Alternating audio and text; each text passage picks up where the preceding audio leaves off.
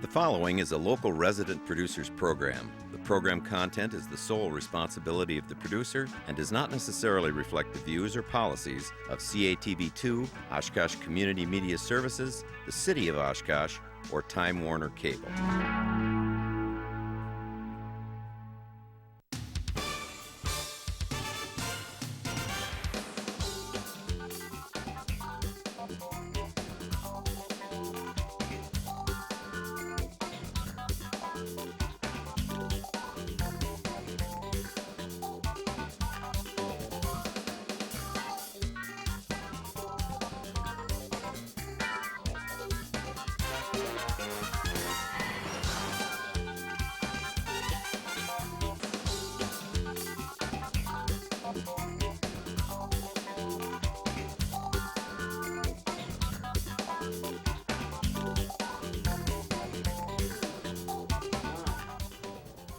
Hi everybody, welcome to Eye on Oshkosh. Cheryl, Hentz, and Rylance here, and very happy to be joined this evening by two current members of our City Council, Jeff Hall to my left, and seated next to him is Steve Herman, and we're going to talk about some city issues during the next 27 minutes or so.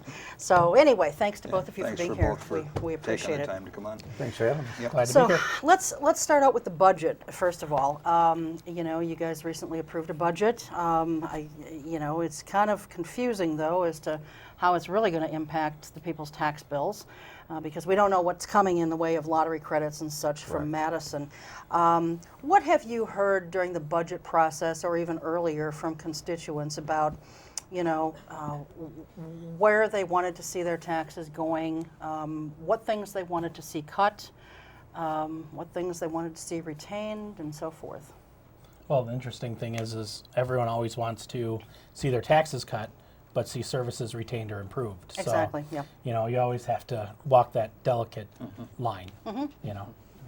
Right, and the city manager was trying to not cut services. That was probably the biggest thing because we were getting cut from a lot of different areas. We had a $1.8 million gap that we had to close. And the last thing the city really wanted to do was cut any kind of services. So he focused on heavily on that side of keeping the employees intact, because if we lose employees, we're going to lose services. He stressed that numerous times during the different meetings we had on the budget and that. And so, but he assumed some things. You know, he assumes that we're going to go to automated refuge collection, and that would eliminate 3 positions within the sanitation department. He also over a 2-year period, and he also anticipates the city will eventually combine the health departments with the Wintervale County Health Department, and so then that would free some employees also, and also a director's position. So those are some anticipated, and we haven't even gotten to the point of discussing the public health department other than a couple workshops on that. But it's very positive. I think we'll probably see that. Cheryl wants, we're going to talk about that later. Yeah. It's on the it's a little bit further down on our agenda. Okay. But you know, Jeff, you made a good point about you know, lower taxes but same level of services or better. Yeah. And you know, we're taping this on December 1st. We've got winter that's quickly approaching, and the snow is going to start flying fairly soon, I'm sure. Last winter we saw a huge outpouring of people really ticked off. You weren't subjected to that because you weren't on the council at that point, but I'm sure you fielded a lot of phone calls and emails from people who were really ticked because the streets were not getting plowed properly. And now they're saying, hey, we're going to have an even, if you can believe the prognosticators, we're going to have an even worse winter this year than we've had in recent years. Are we set for this winter? I think we are. We did have a workshop recently going over the snowplow plan, and I think that sometimes there's a perception problem. You know, if you ask anyone what's the most important street in Oshkosh, they'll tell you, well, the one in front of mine, my house, and the second most important street is the street I turn on to get to work, and the third most is the next one I drive on. And the truth is, there are, and I think that the plan that they presented to us is a really good one of, these are our number 1 streets, these are our number 2 streets, these are our number 3 streets. And once again, you have to make that balance between what can we afford given the constraints we're given, and how can we deliver the best service. And so I think that, unfortunately, and I know they're so exciting, but not everyone watches every meeting to get all that information. I don't see why. They're a thrill a minute. But they went through, if your street doesn't get plowed, there's probably a reason. And before you get really mad, I would encourage anyone to just give a call into the City Hall and ask. Because there is a plan. I know that it is online. They do go through, these are our number 1 streets, these are our number 2 streets. I am both lucky and unlucky that I live on Irving, which is a number 1 street, so my street gets plowed right away, but I do have to shovel my driveway 5 times a day. So, Right.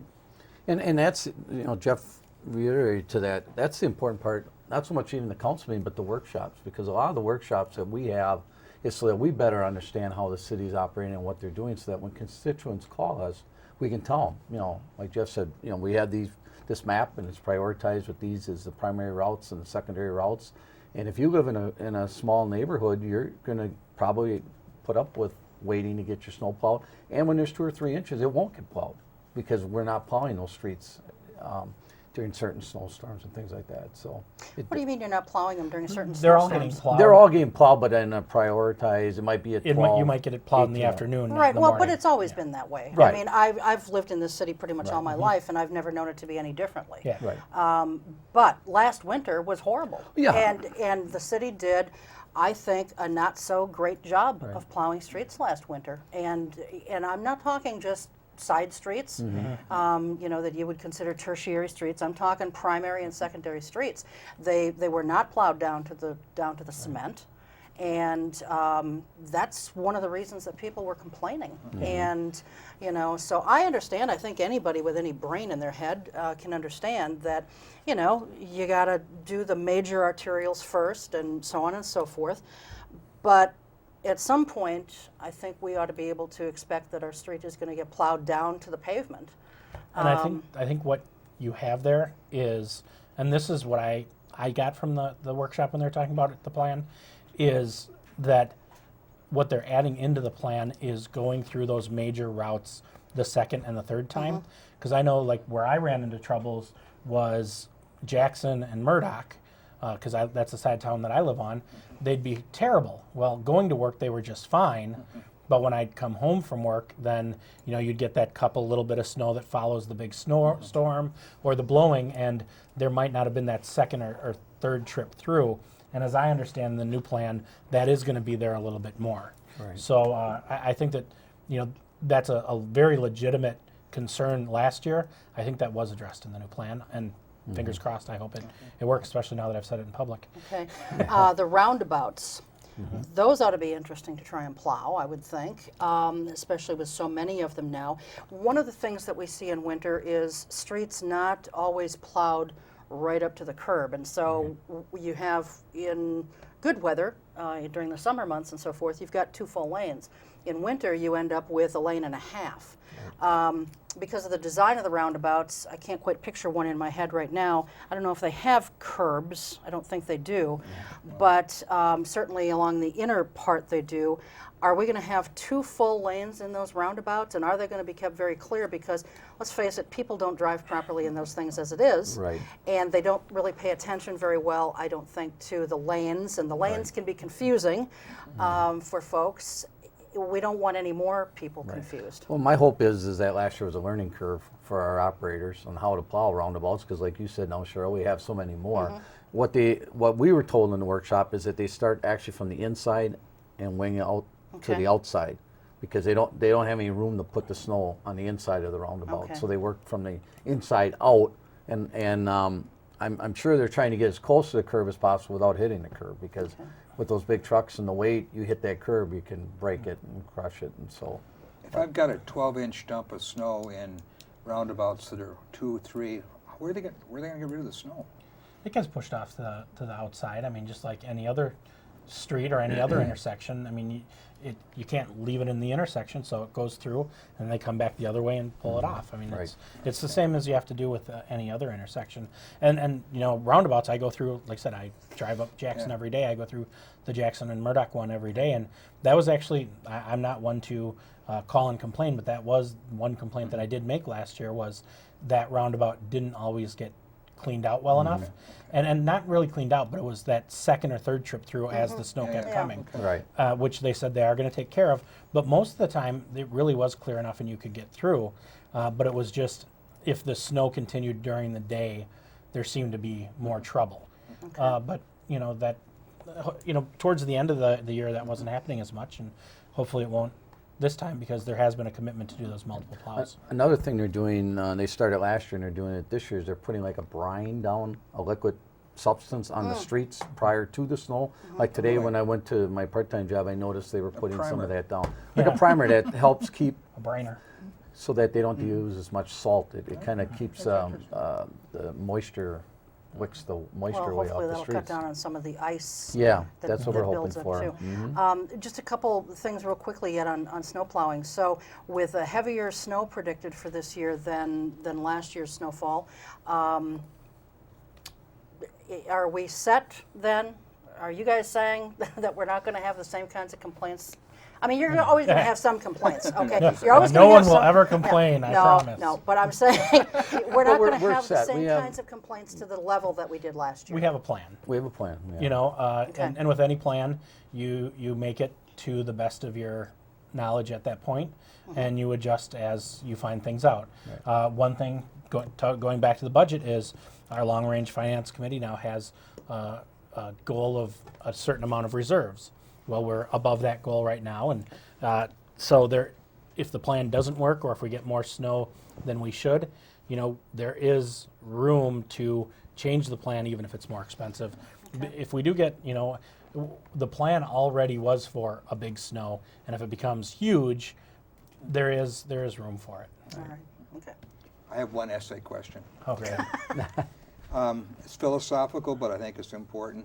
How much do you think the budget you just passed was a reflection of the action taken by Governor Walker in Madison? And what, if any, adjustments did you make in the budget that you felt were unfair? Well, it's directly affected by what happened in Madison. I mean, we got aid to local streets was cut by 9% from the state.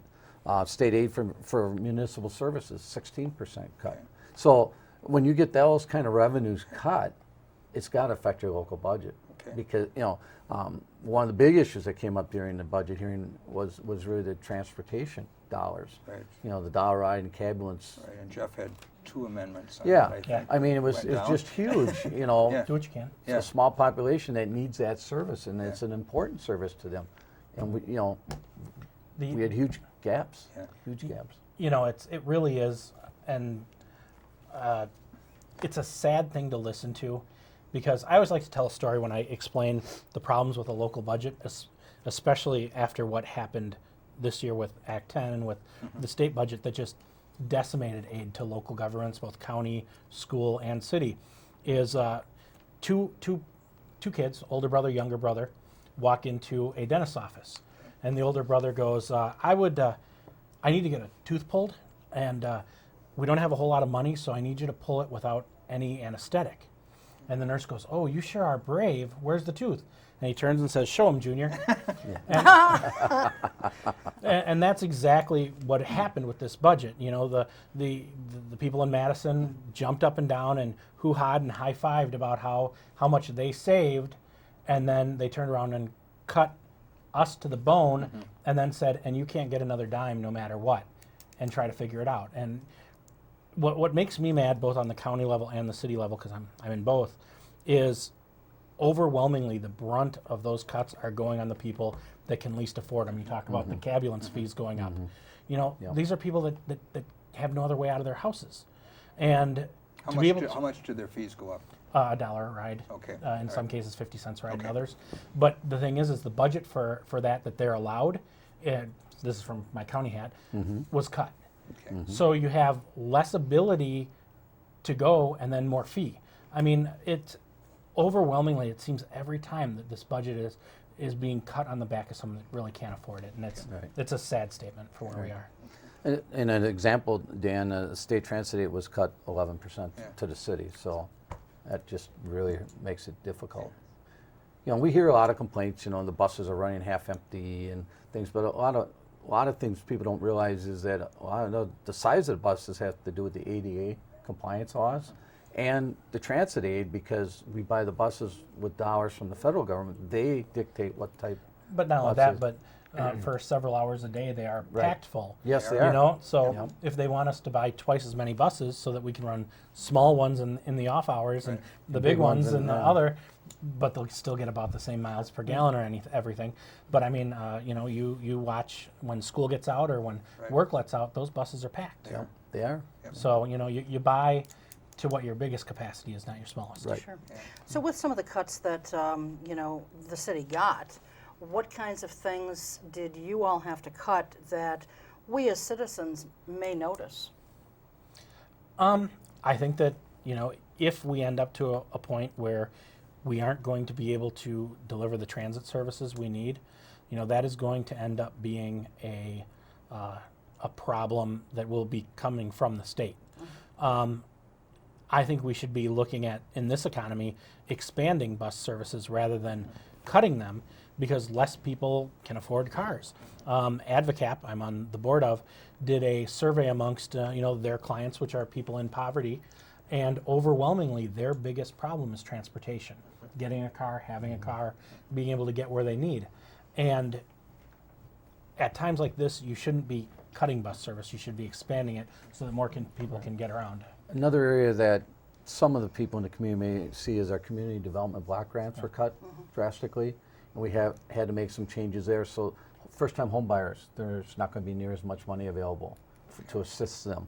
There isn't going to be as much money for low-income housing for remodeling and things like that. The So Central City program. Central City program is going to be cut very big. I mean, NeighborWorks got cut.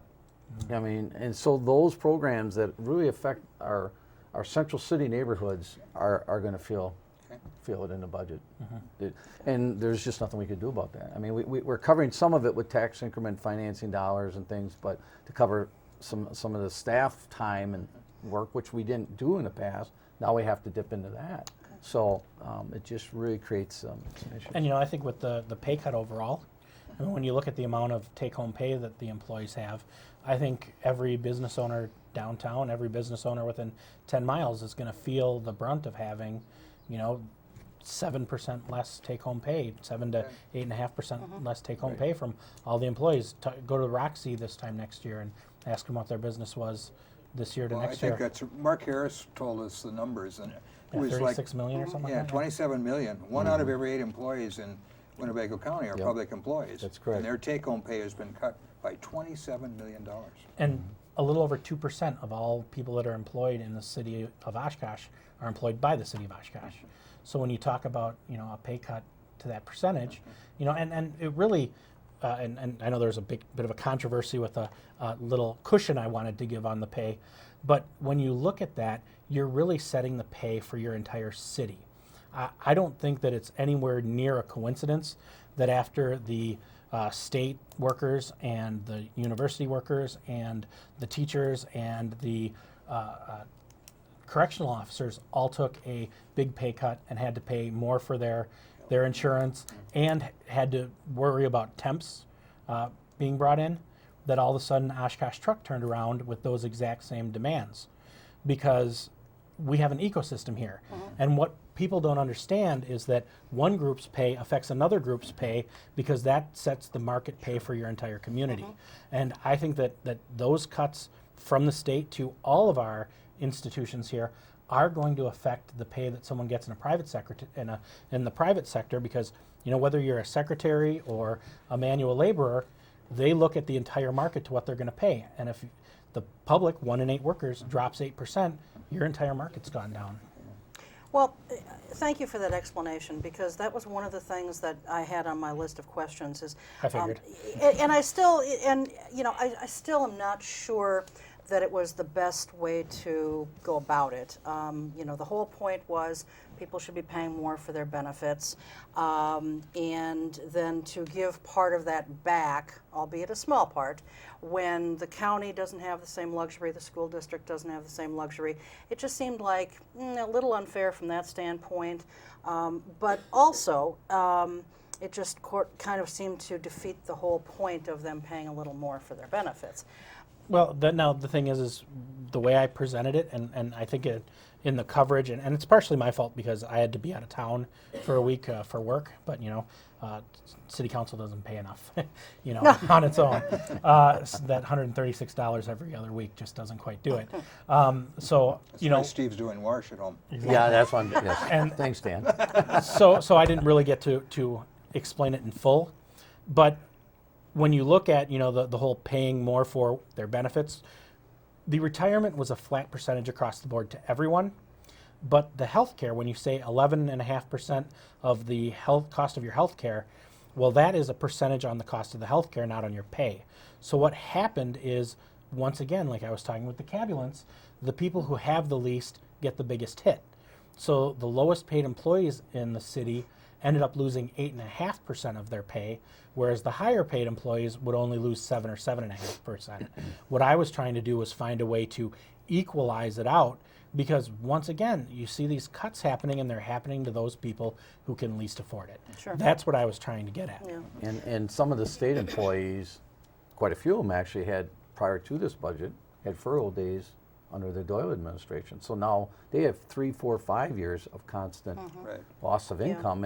And when you have the number of employees, as Mr. Harris said, that affects the city big time. Yeah. In- Well, you I know you were out of town for work, Yeah. but why did you have it on the agenda then for that night? I mean, couldn't you have delayed it? So you could have given that very good explanation at a council meeting? Well, I presented it at a council meeting, at the end of a meeting, just to say, hey, here's my idea.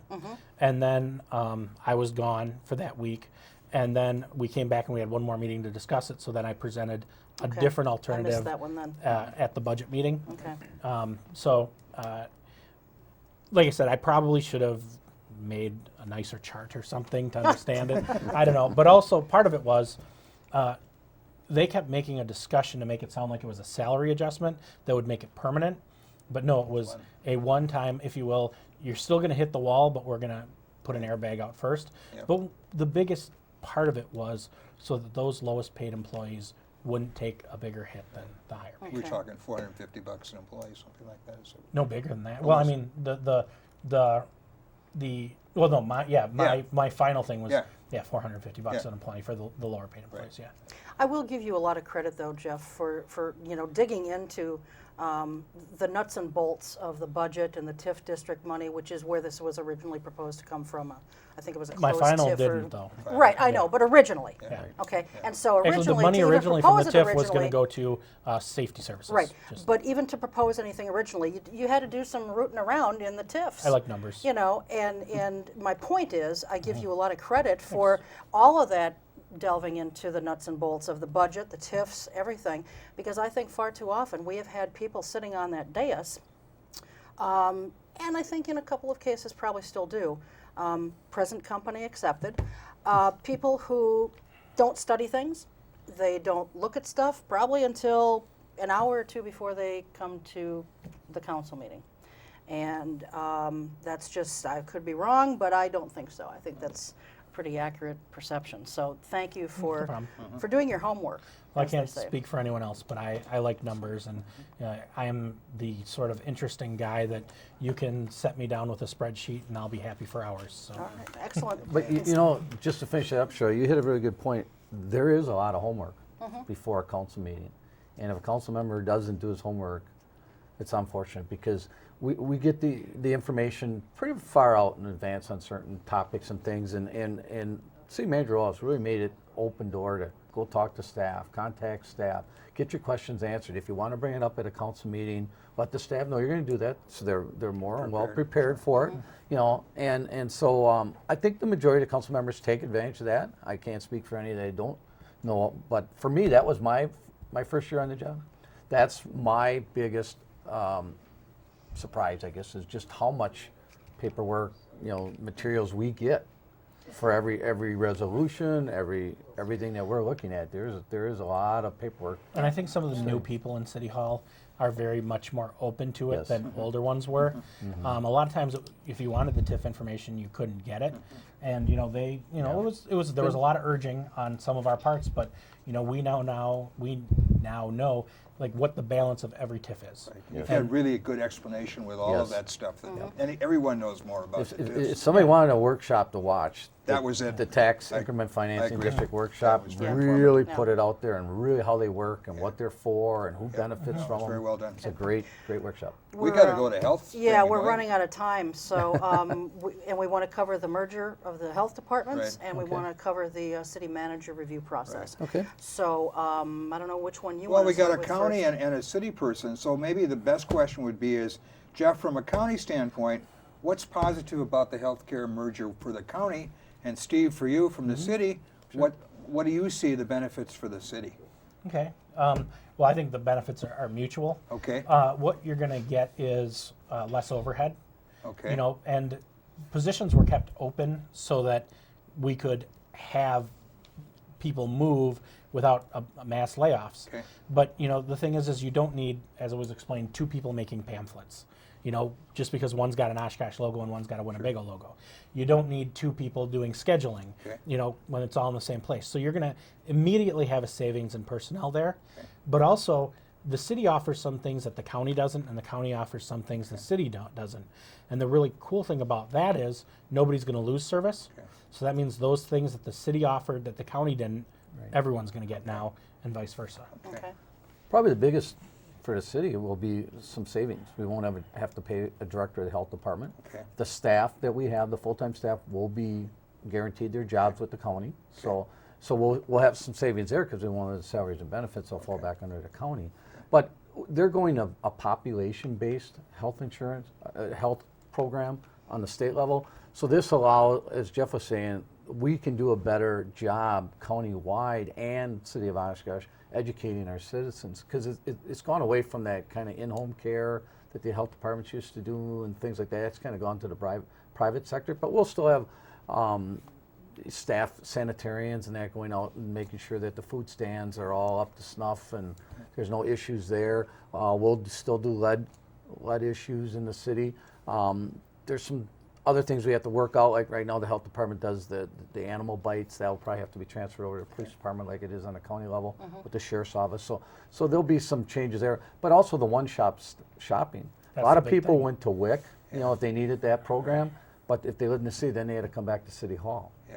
even though they were already at the county facility. Which doesn't make any No, it sense, doesn't you make know. any- So there'll be some benefits there. Okay, time-wise, when is this going to happen? Are there any kinks that are going to postpone this? It looks like what's probably going to happen is come the first of the year, the city will be contracting with the county for Okay. it. And then partway through the year or in next year's budget, it'll all be consolidated into the county. Right. Okay. So in essence, the county will be running it, but it'll be with a contract to the city rather than it just being full of cities. And that'll come later. When, Yeah. Right. Okay. There's been some criticism, though, that this is moving a little too quickly. How would you respond to that criticism? Well, it's been well over a year that it's been out there. There's been quite a couple workshops on it. The City Health Board has been on board or up to speed all along. I sit on that board.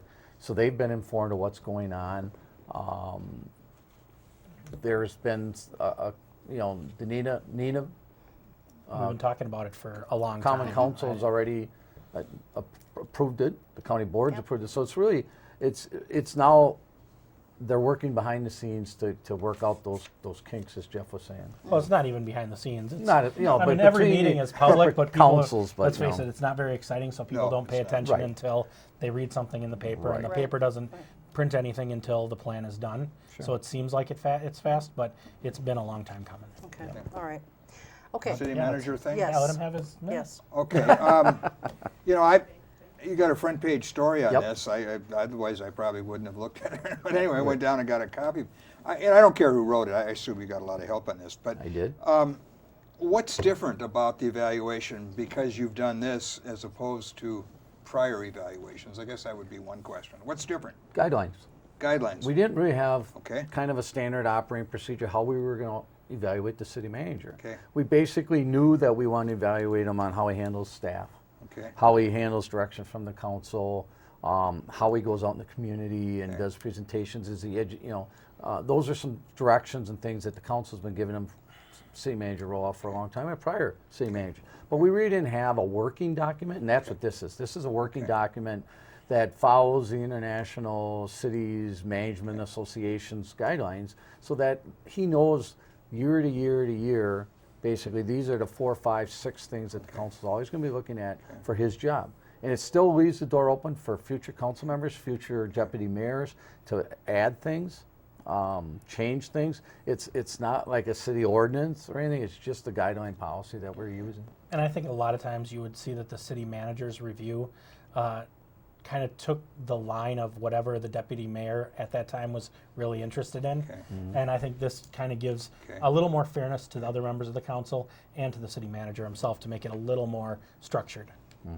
So if someone wants to add something to it, you have to add it to that before you can really review him on it? Or since this is just a guideline, can you still review him on something even if it's not in there? Sure, it can be. Okay. It can be added. And in next year's deputy mayor, if it's not me, if I don't win re-election, or even if I do, normally that's a 1-year term. The next deputy mayor does not have to use that. Or it gives them something to Or- amend from. Right, Okay. right. Would, Because would you agree that all evaluations in the end, though, are still subjective? I mean, this isn't a rubric for No, objectivity. not at all. No. Yeah, I agree with Yeah. you entirely. But Yeah. I mean, the thing is it at least gives a framework of fairness in the communication, and that's all documents like this Right. are. Right. Just like parliamentary procedure or anything else, Right. it just gives you a framework for communication. Is there anything in there that allows for citizen review of the city manager? no, and I'm not sure. We get citizen review almost all year round. And the only Yeah, employee the I council has is the city manager, so he's our responsibility. Yeah. And so that can get brought up in the process. Normally when there's discussions to the city manager, it'll be, we heard from citizens on this topic or on this topic. So I think the citizens have the input Okay. through the council and through the mayor and through the city manager. And we talk about this at a couple of meetings before it happens, so it does give anyone time to give us a call and say, I don't want to come and say this out loud, but I want to let you know I've had this issue or that issue, and I'm sure Steve won't Yes. mind taking all those calls, right? No, Deputy and mayor, that- it's his job. that's right. That is my job as a deputy mayor, but I'm glad to hear from any of the citizens. That's the one thing I said when I ran for city council when we had the discussion is I wanted people to contact me, and I'm available, and I go to a lot of community events for the same reason, so that people get to know who I am and feel free to come up and talk to me on an issue. Sure. And- So I just clear now, they're going to call you on evaluations as city manager, but they're going to call Jeff on all snow problems. Yeah, yeah, exactly. that would be great. Would that Yeah, be we, okay? yeah, we Yeah. can handle that. And I'll say, call the city manager. We're evaluating him. I tried. There you Yeah. go. All There you right. go. Any roundabout closing call thoughts here Herman. on this? The only other thing on this I'd like to say is since it's gone out, Yeah. we have gotten calls from Alabama, from Texas, other communities just wanting to get a copy of it because apparently they're all kind of struggling with how do you evaluate your top administrator in the city. And I got to give them credit. I mean, it was a neat thing for them to come up with. I haven't had a chance. It just went out. I had to read the whole thing just yet. I don't think my evaluation's due for another couple weeks. No. But I think it was it's a good thing to put out down on paper because once again, you need a framework for expectations and communications. Okay. When is Excellent. the evaluation? I mean, when? January? We're gonna do January, we're going to do it in January. January. Okay.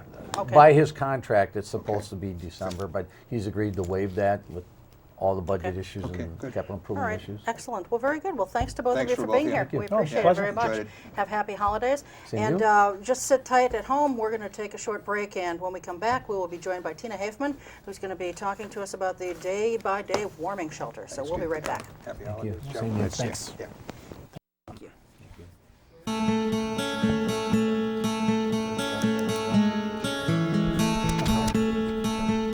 Oh, no, we understand.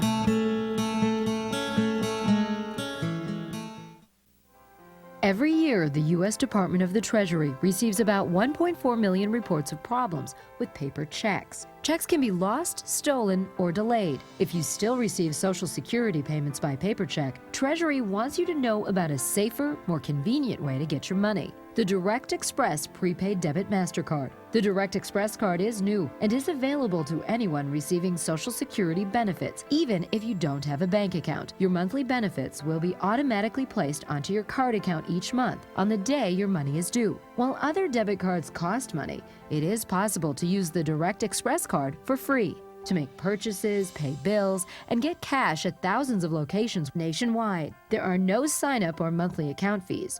No more waiting for the mail or worrying about lost or stolen checks. Call 1-877-212-9991 or visit www.usdirectexpress.com.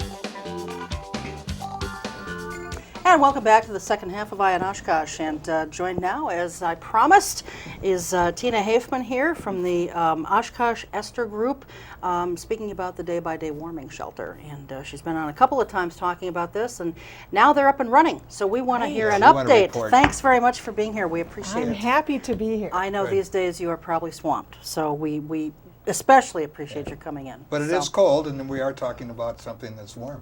This is just perfect timing, Yeah, right? good. Plus, we've been going now for since October 24th, so 5 weeks maybe or something, and so we've got some stuff to tell you. Yeah. So how has it been going? We're taping this on December 1st, and by the time it airs, you'll have been open for about 7 weeks probably. Right. How has it been going so far? I have to say that we did a great job. Well, it was in the planning stage for a long time. It was in the so- planning stage for a long time, and because the other cities around us, Appleton, Green Bay, and Fond du Lac, already have them, and we were able to use all of their resources, it helped us a lot. And so I have to say that that the policies and procedures and the way we plan things out, you know, when you're dealing with human beings, it's a surprise all the time. But all the little manuals we made up that was like, you know, fire emergencies, building emergencies, conflict emergencies. We have opened all of those and used them all, but they were there and it worked right. And so I would say that it's going as expected, which makes us happy because we didn't know. Sure. And so we're happy that the plans we laid are working. What's the average number of people you've been seeing so far in a given night? The highest we just got the other night was 15. So the average now is 12.5. And you can But we accommodate. never do get that half person. Yeah. And you can accommodate how many? About 20. Okay. Now tonight, you know, the temperature is supposed to Yeah. get down into the teens. So you may see more tonight. And if you reach that 20 maximum, what do you do? Where do you send these folks then? Well, we're sort of it. Yeah. And I have to say, don't have a fully developed plan about first of all what to do if the weather is so bad in the morning that things are, if it's 20 below, to send them out at 8 o'clock in the morning. We're working on that, and we're also working on this overflow.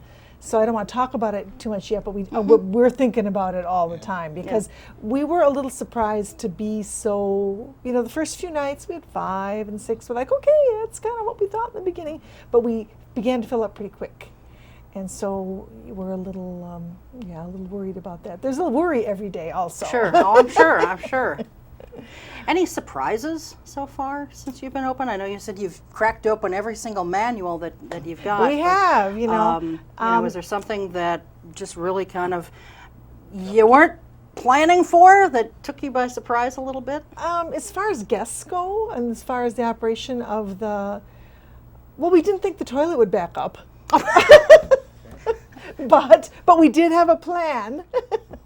I think that the surprises have been all nice ones in that the community, well, I expected them to be generous and attentive.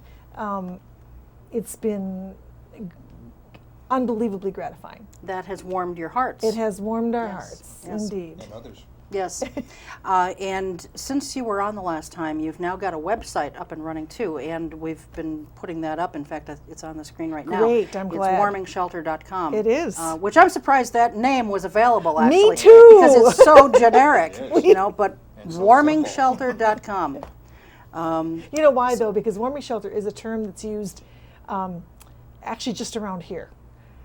Shelters, that warming shelter part, like for example, in Florida, they're not called warming shelters. Right, yeah. So it's sort of I didn't know it was so, it's kind of what we use around here. It's not used nationally. It's kind of something we use here. So I'm happy because people do know what it means. Yeah, well, that's a good thing. So you've got a new executive director since you were on Yes. last time. The last time you were here, you were interviewing people, and I think you were kind of getting close to narrowing it down, but you have a new person now. All I know is her name is Angie. Angie Tell us McCarthy. Angie McCarthy, yes, All and right. she knows everybody. She doesn't know me. She doesn't, but I know you. So between Angie and I, we You know feel we everybody. know everyone. Angie has worked in nonprofits. She's luckily nearly a decade younger than me. So I'm so happy about that because It's really young. she's really young. Yeah, something like 19. Yeah. So yes, and she does such a good job. We were really lucky to get her, and she and I work together very, very well. I have to say that because I was so wrapped up in it, and so it was we couldn't afford to hire anyone until the last minute, and so in September and the beginning of October, I was like, I don't know much, and then Angie came and. Though we're both very busy, it's great. She will do everything from speak to groups comfortably to clean up the toilet that night that the toilet broke. And I really appreciate her manner with guests and with the staff and with volunteers. She is, direct and kind, and she's got it. And we're really lucky. And we were hoping to have her here tonight, which is why we taped this as late as what we did, thinking she could be here because she has a previous commitment on Thursday nights with her church or whatever. But we are hoping that at some point she'll be able to join us. She so that is people too. I am can too. get You'll to be meet much her. happier So. to see that younger girl. Well, we love seeing you, Tina. I look forward to that Yeah. too because I want her to become the face Yeah, of yeah, the yeah. shelter Sure. too. You said at the beginning that you had things to tell us. Now, my guess is Cheryl has pulled some of them out, but do you have things that... I do. Yeah. It's things that I really want to tell you. First of all, when you apply for grants or when you talk about shelters, they always talk in shelter nights. And so that's the cumulative number of nights that we have served people. And we are nearing 500 on that Okay. for this 1 month. And that's 1,000 meals. And I want to tell you that those meals are brought in by volunteers, groups. Now, every Monday, Fat Mamas brings a meal in. Okay. But otherwise, they're brought in by families and groups, and we are booked through like the middle of January for most nights. Weekends are a little harder to get help, so that's really terrific. And they bring in a meal to serve 20, and then we have a leftover night every week. It's great. We also have used 100 volunteers, so that's people who serve meals, people who also stay through the night. We really need them from 7 to 10. And what I really want to say is that I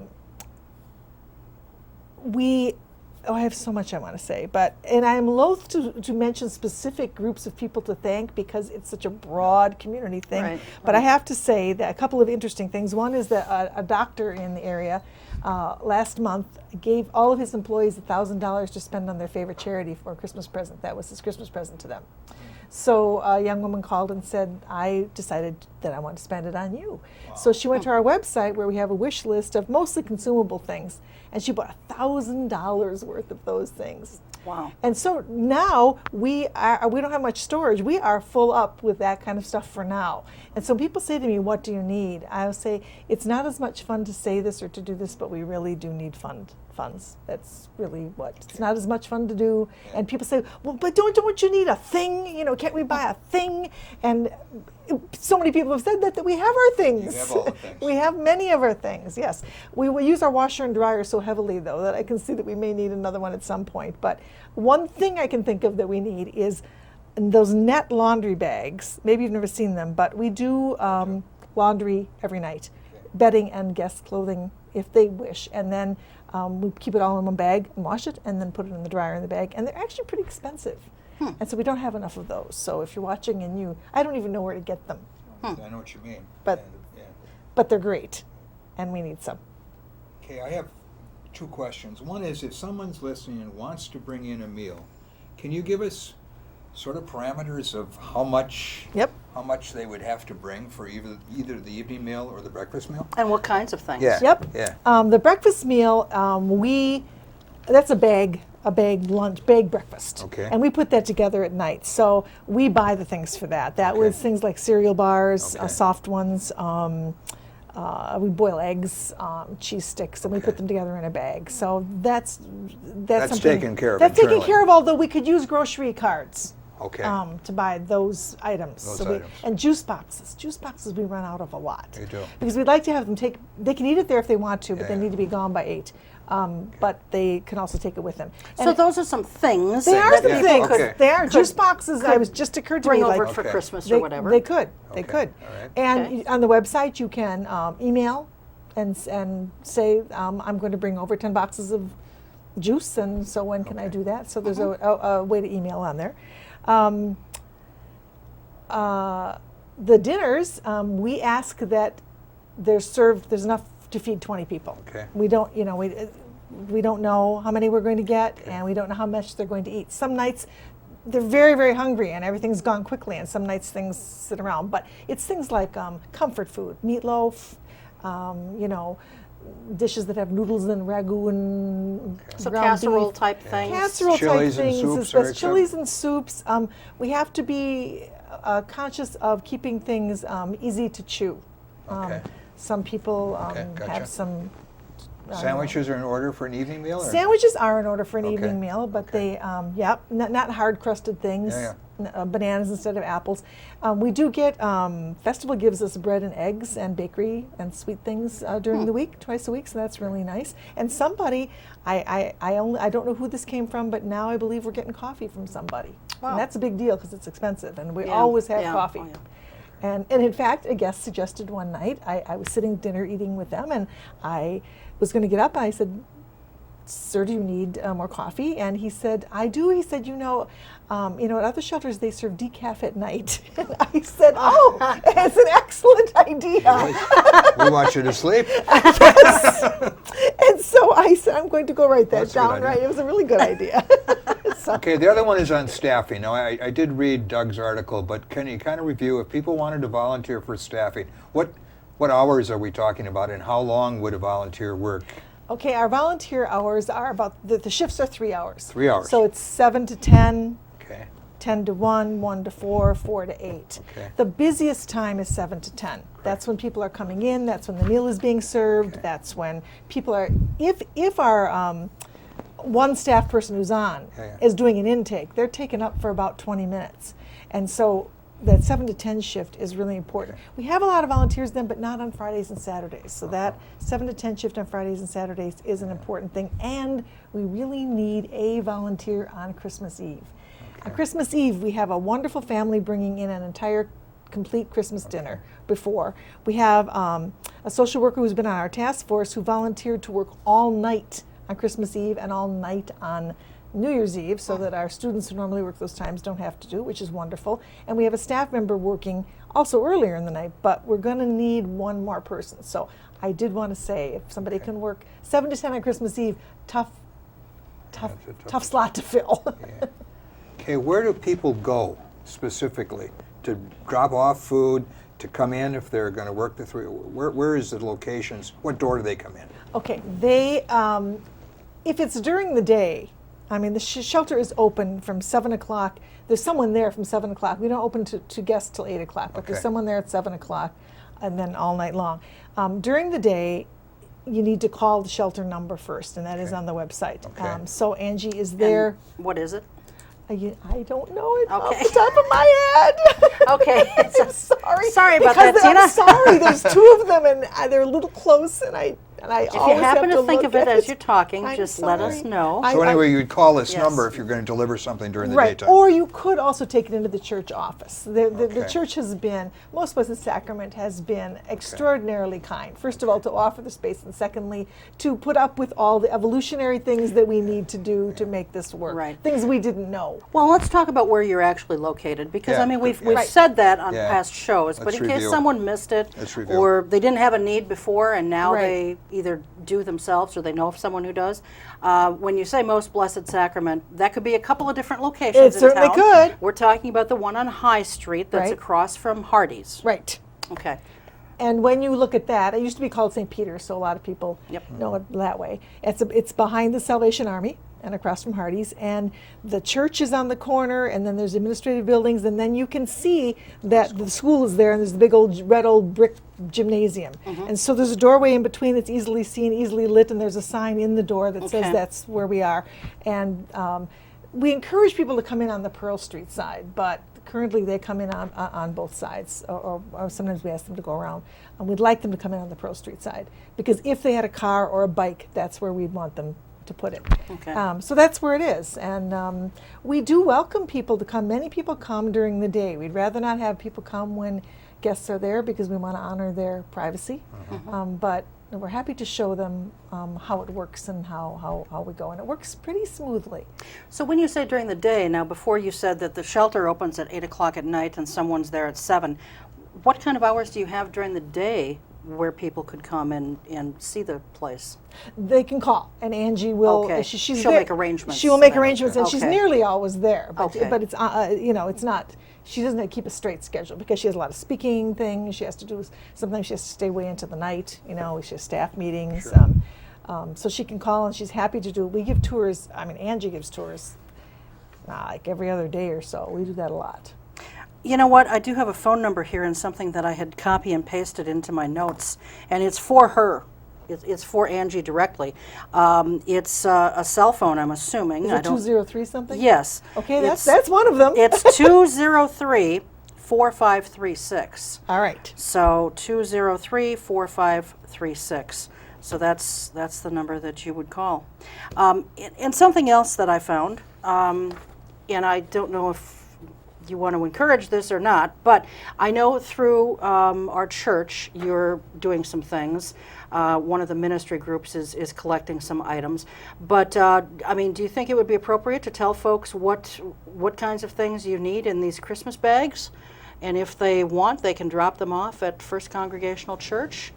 Do you have what? Do you I have what we do. need? I do, Tina. I do. I'm so glad that you do. I mean, I can think of a couple things off the top of my head. I but do. Gloves, hats, ski masks, small home-baked loaves of banana-type breads, small gift cards to New Moon or to Hardee's, small packs of wipes, warm socks, large-sized sweatpants, bus tokens, thermal coffee cups, sunglasses, small umbrellas, candy, and gum. And what are the sunglasses needed for? I thought that was an interesting one. You mean like wearing sunglasses at night, you mean? Yeah.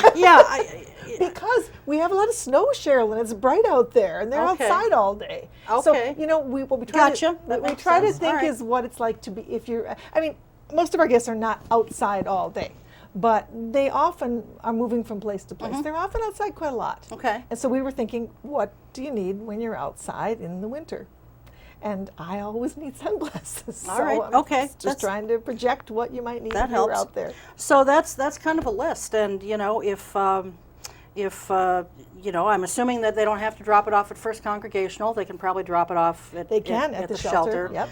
Make arrangements and call that number again, 203-4536, or go there anytime after 7 o'clock at night, ideally between 7 and 8, and drop those things off. Right. Or they can get them to First Congregational Church. Right. And these things are going to go into like a Christmas package, if you Yes. will, for the guests. Yeah, we're trying to make Christmas Eve as special as we can. Mm-hmm. And that we'd like to give them things that they want or need. I guess it wouldn't be too bad to have something a little extravagant in there too. I hadn't thought about that, but I know that's what I would want. Yeah, yeah. Instead of all things that they need, but yeah, we're thinking about the holidays, and you know, and I'm a little worried about being pretty busy on that night too. So we'll see.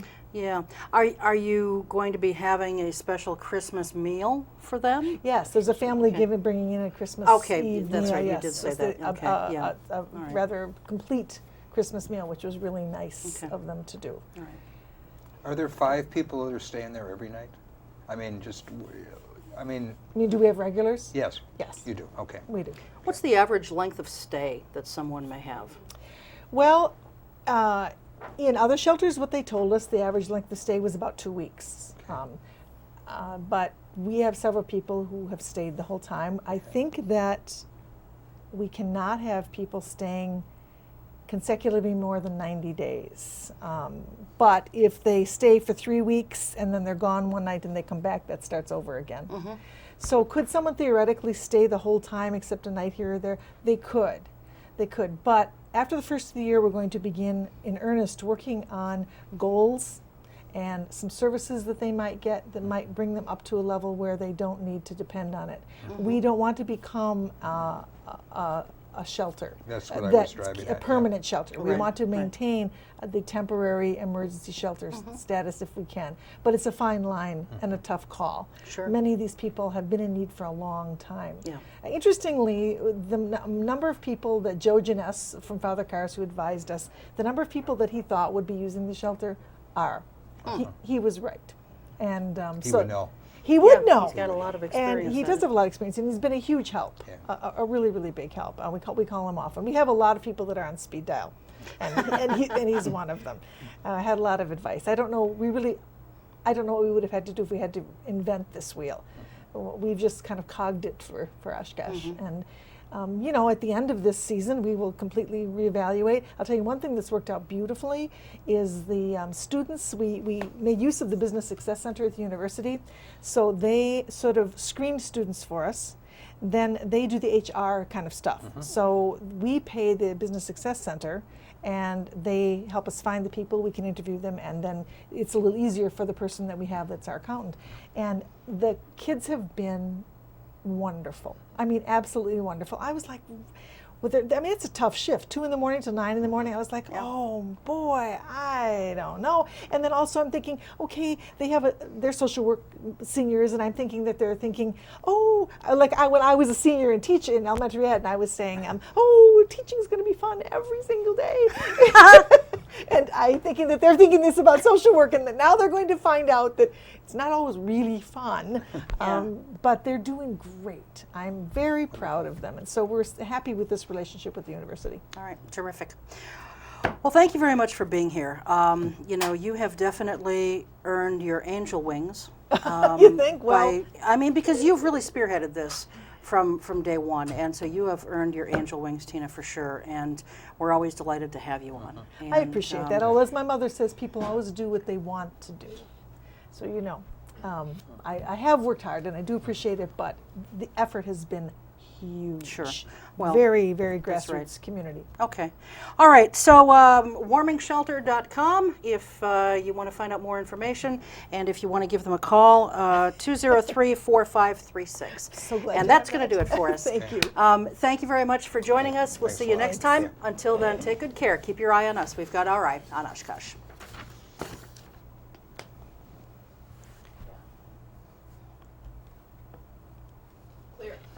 Right. Good job, you guys. Well, thanks for coming again. Yeah, and I love this show. With